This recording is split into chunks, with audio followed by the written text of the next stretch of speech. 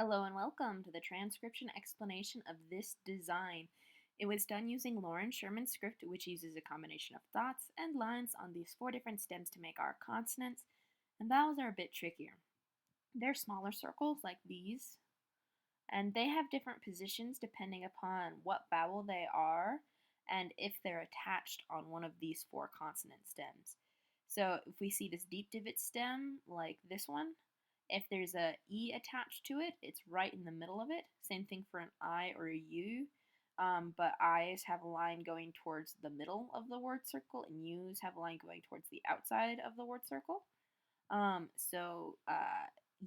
this diagram shows kind of roughly A's are always on the outside, E's, I's, and U's are always on the middle or on the line of the word circle, and O's are towards the inside. So they're on the line of the consonant stem, but towards the inside of the word circle. So this diagram shows all possible combinations of vowel and consonant teams.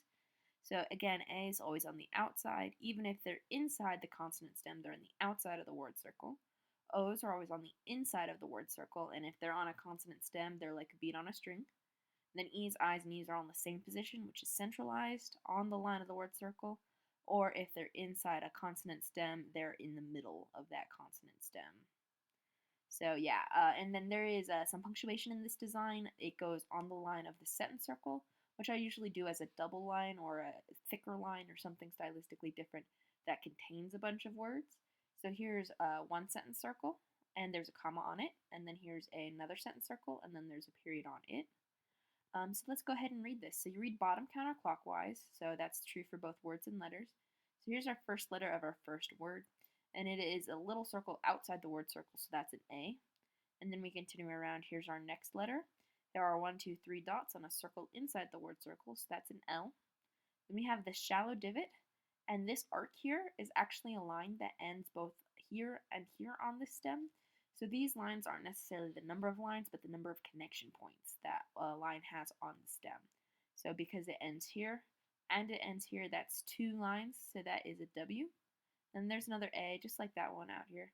And then here we have a circle on the line of the word circle, so we're in this row. And there are 2 dots, so that's a Y. And then last but not least, here's another shallow divot. There's 1, 2, and then this third one here starts here and ends on the line of the consonant. Things that end on lines that end on consonant stems don't count, but things that end on the line itself count. So it counts here, but not here. So there's 1, 2, 3 lines on that S. So there's the word always. And here's our next word, bottom of it's here. This is the first letter stem we cross. So that's just a T, there's no modifiers on it, shallow divot. And then here's an R. It's like a T, but with 3 dots. And then here's another Y. 1, 2 dots on the Y. And the dots, again, can go outside, inside, on the line of the word circle. It doesn't matter where the dots are, so long as they're obviously closest to that stem. So this is just a word circle line, and these 2 dots are on that stem. So this is a Y. So try. Here's our next word. Bottom of it's here. And there's nothing in the bottom half of the word, except for maybe the smidge here. But anyway, if there's nothing in the bottom half of the word, we continue around until we hit our first consonant stem. And this is a T. And then here's an O hanging out inside the word circle. So 2. Here's the word B. It's a B with an E in it. And then we continue around the rest of the sentence circle. And then here we have the nice bottom of the word circles here. This is the first letter we hit. It's just barely centered in that bottom half. It's scooted down a little bit on the line here. But anyway, this is the N because it's got 1 line ending on it here. Just this line ending on it here makes it an N. Then we have an I inside the consonant stem. And if there's a vowel consonant team, you read the consonant first and the vowel second always, which is why this is B, B, E, and this is T, O. But any N, I, line going towards the middle of the word circle. And then we have this shallow divot here with 1, 2, 3 lines. So that's another S, just like this S. And yeah, the word nice is spelled with a C, but because it makes the S sound, you use the letter S. This C is only for proper nouns or acronyms or things where you can't phonetically change the letter C to a K or an S or CH. So this is the S, and then there's the E at the end of the word. So nice comma. And then here's our next sentence. Bottom of it's here. This is the first word we hit. This is a B-U-T. So deep divot, no modifiers, is a B. U has a line going outwards from the word circle, and the T is a shallow divot with no modifiers, so but. And here's our next word. Bottom of it's here. This is another N because it's got one line on it, just like this N with one line on it. E, right in the middle of it.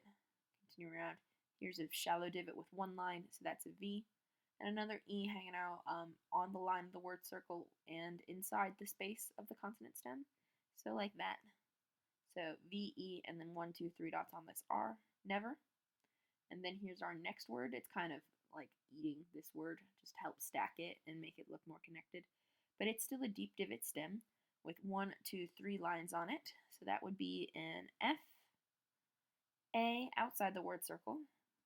Here's an I line going towards the middle. And then the L, 1, 2, 3 dots on the L. So fail. Here's another T-O, just like this T-O. B, and I didn't enclose the E, I just put it on the word circle here. So this B is done a little bit different than this B, but B. And then here's our last word. Bottom of it's here. Here's our first letter. It has 1, 2 dots, and that makes it a K. I, line going towards the middle. Even though this is pretty small for a consonant, there is no consonant inside the word circle with a line. So if this were an actual U, it would be on the line of the word circle. But this is an N because it's inside the word circle. It's also bigger than the actual vowel in this word. Even though it's smaller than this vowel, this word circle is much bigger than this word circle. So that's some leeway here as far as this looking like it might be a vowel, but it's not for two reasons. The first reason is it's a similar size to the other consonant in this word and bigger than the vowel in this word, and it's inside the word circle with a line. So that makes it an N. And then we have a D with 3 dots, deep divot with 3 dots. And then a period at the end of the sentence. So, but never fail to be kind.